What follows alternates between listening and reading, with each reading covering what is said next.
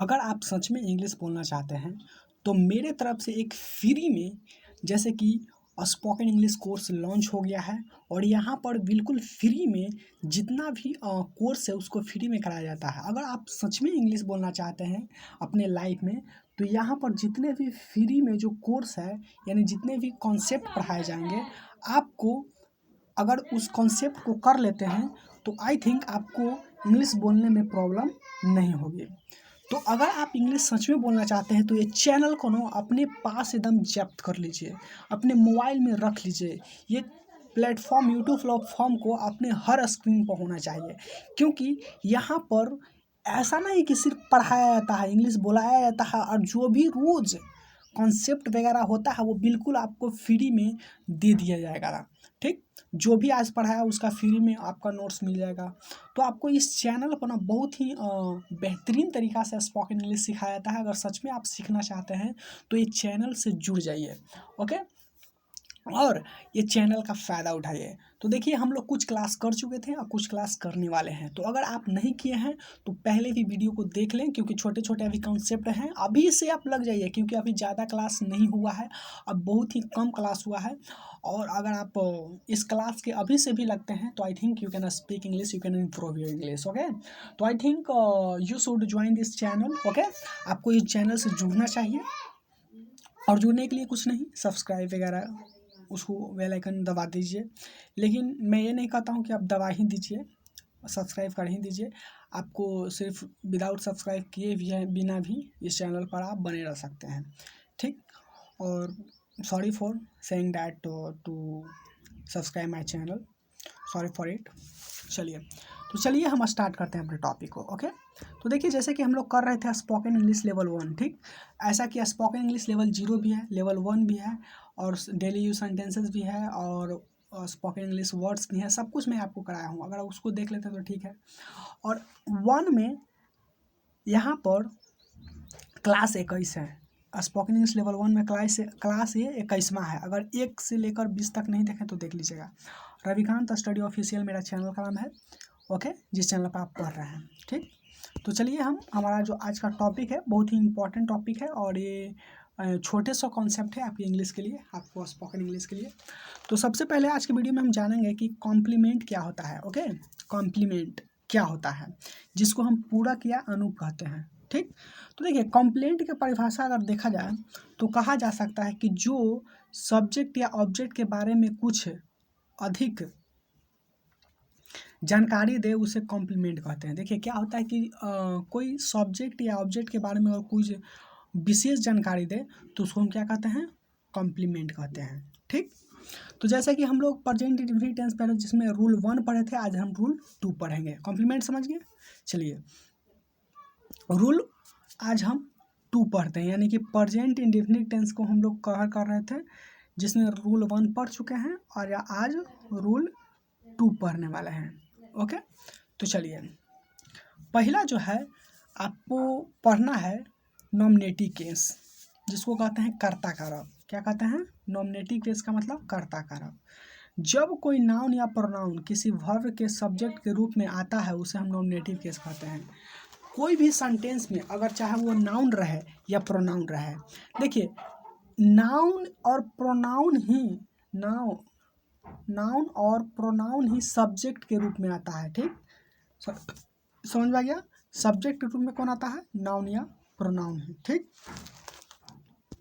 तो कहा जा रहा है कि जब कोई नाउन या प्रोनाउन किसी वर्ब के सब्जेक्ट के रूप में आए, अगर उसका सब्जेक्ट यानी काम करने वाले के रूप में आए तो उसे हम नॉमिनेटिव केस कहते हैं। जैसे कि मान लीजिए यहाँ पर एक सेंटेंस दिया गया है, वो है कि Ramu goes to college.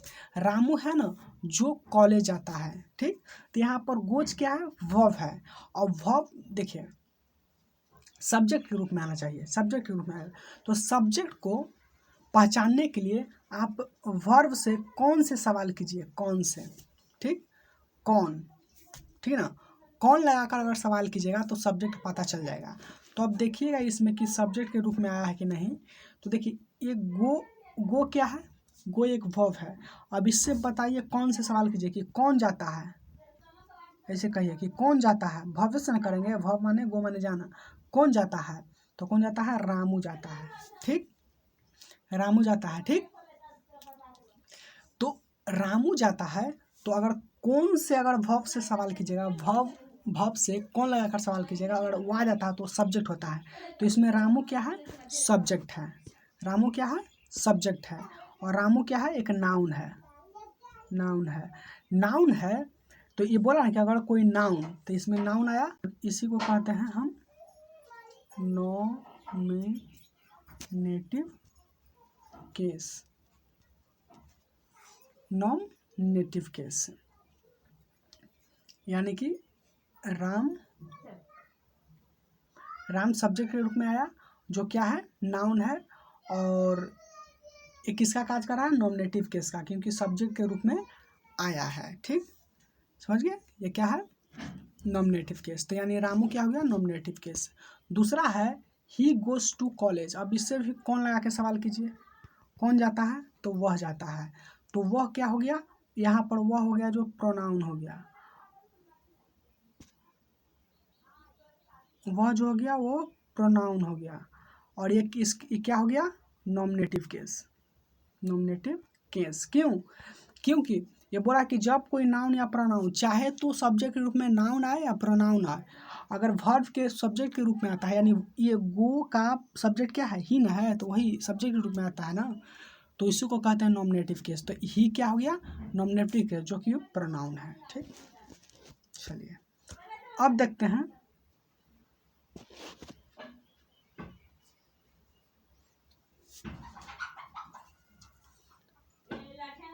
Objective case. Objective case किसे कहते हैं? ठीक, तो नाउन या प्रोनाउन किसी वर्ब के ऑब्जेक्ट के रूप में आए। अगर कोई नाउन या प्रोनाउन अगर ऑब्जेक्ट के रूप में आए तो उसी नाउन प्रोनाउन को हम ऑब्जेक्टिव केस कहते हैं। देखिए, अगर कोई सेंटेंस में नाउन रहे चाहे प्रोनाउन, अगर ऑब्जेक्ट के रूप में आता है तो उसको हम जैसे कि कहते हैं क्या? Objective case. अब ऑब्जेक्ट को पहचानने के लिए क्या किया जाता है? तो ऑब्जेक्ट को पहचानने के लिए आप वर्ब से क्या या किसे या किससे या किसको, इसको से सवाल कीजिएगा। अब देखिए,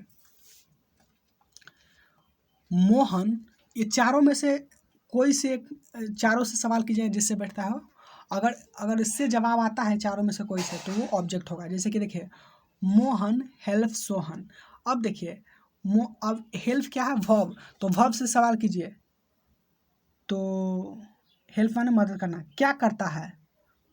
क्या करता है? मदद करता है। ठीक, इससे कुछ नहीं हुआ। किसे? मदद किसे करता है? मदद किसे करता है? तो किससे करता है? सोहन को करता है। तो देखिए, किसे से जब सवाल किए तो आ गया कि मदद किसे करता है? ये किसे करता है? तो सोहन को करता है। तो किससे अगर ऐसा ये चारों में से कोई से पूछने पर अगर वो जवाब आता है, यानी चाहे इससे भी पूछे किससे, मदद किससे करता है या मदद किसे करता है, तो सोहन को करता है। तो सोहन क्या हो गया? ऑब्जेक्ट हो गया। समझ गया? तो ऑब्जेक्ट हो गया, जो कि सोहन क्या है? नाउन है। इसको हम बोलेंगे ऑब्जेक्टिव केस, क्योंकि ये ऑब्जेक्ट के रूप में यहाँ पर सोहन आया है। अब देखिए दूसरा का, देखिए ही हेल्प्स हिम, वह उसे मदद करता है। तो अब हेल्प से सवाल करेंगे, क्या करता है? मदद करता है। किससे करता है? तो उससे करता है।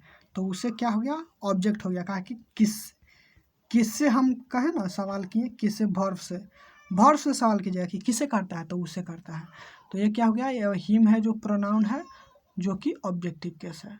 तो ये हो गया ऑब्जेक्टिव केस, हिम हो गया ऑब्जेक्टिव केस। ठीक, सोहन भी ऑब्जेक्टिव केस और हिम भी ऑब्जेक्टिव केस, क्योंकि ये ऑब्जेक्ट के रूप में आया। ठीक, और ये जो है ये है नॉमिनेटिव केस, और यह भी नॉमिनेटिव केस, ये ऑब्जेक्टिव केस, ये ऑब्जेक्टिव केस। ठीक, चलिए अब देखें पजेसिव केस। इसको पढ़ेंगे पजेसिव केस। ठीक, जिसको हम बोलते हैं संबंध कारक। पजेसिव केस किसी नाउन या प्रोनाउन का रूप में इस प्रकार से हो जिससे संबंध या अधिकार होने का बोध हो, उसे पजेसिव केस कहते हैं। अगर जिसमें संबंध और अधिकार होने का बोध हो, उसे क्या कहते हैं, पजेसिव केस। जैसे कि यहाँ पर देखिए, मोहन बाबू इज योर फ्रेंड, यानी कि मोहन बाबू है वो किसका फ्रेंड है, तुम्हारा। ये जो है यू ना, यू आपका संबंध बता रहा है, वो ये बता रहा है कि आप फलाना के दोस्त हैं, ठीक ना। यू नहीं बोला कि मोहन जो है लड़का वो किसका फ्रेंड है, संबंध बता रहा है। देखिए अब मान लीजिए कि हम बोल देंगे कि हम आपको बोल देते हैं कि शशिकांत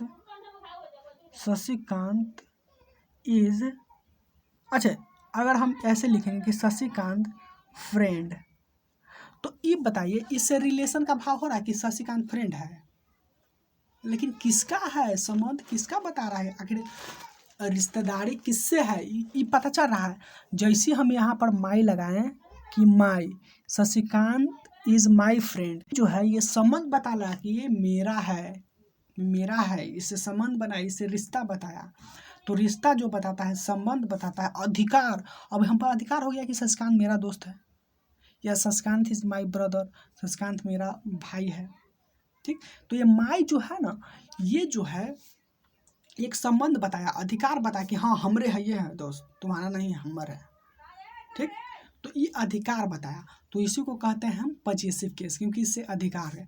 तो यू जो है, यू है जो क्या है, एक प्रोनाउन है, प्रोनाउन पजेसिव केस है, तो इसको हम कहेंगे पजेसिव केस, ठीक। अब देखिए दूसरा है रोहन इज सोहन्स ब्रदर, यानी कि ये जो है अस्ट्रॉफिस है, ये भी एक संबंध बताता है, ठीक ना।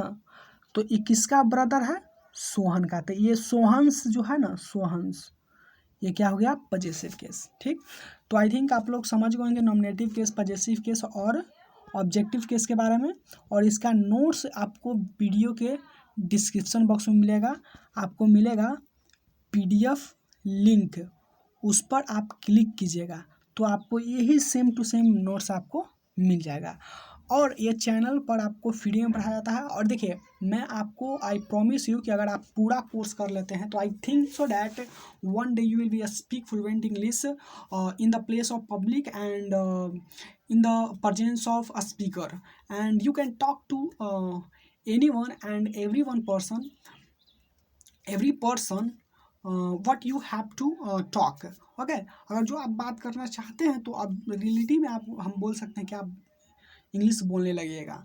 तो इस चैनल पर जैसे कि जितने भी कॉन्सेप्ट होंगे, आपको अगर उसको आप अध्ययन कर लेते हैं, आई मीन पढ़ लेते हैं, यानी जो मैं पढ़ाता हूँ उसको आप रीड कर लेते हैं या देख लेते हैं वीडियो को, तो I think you can speak English, okay.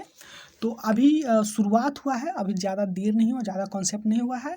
अभी तो एक सीढ़ी का पहला भी सीढ़ी, देखिए एक मान लें कि एक छत पर चढ़ना है तो 20 सीढ़ी है, तो आप एक भी सीढ़ी अभी नहीं चढ़े हैं, समझिए कि एक से अभी पैरे उठाए हैं, इतना कम क्लास अभी हुआ है, बहुत क्लास होता है। तो आप उसको पूरा कोर्स कर लीजिएगा तो आई थिंक आप बोल सकते हैं, ठीक। चलिए PDF मिल जाएगा।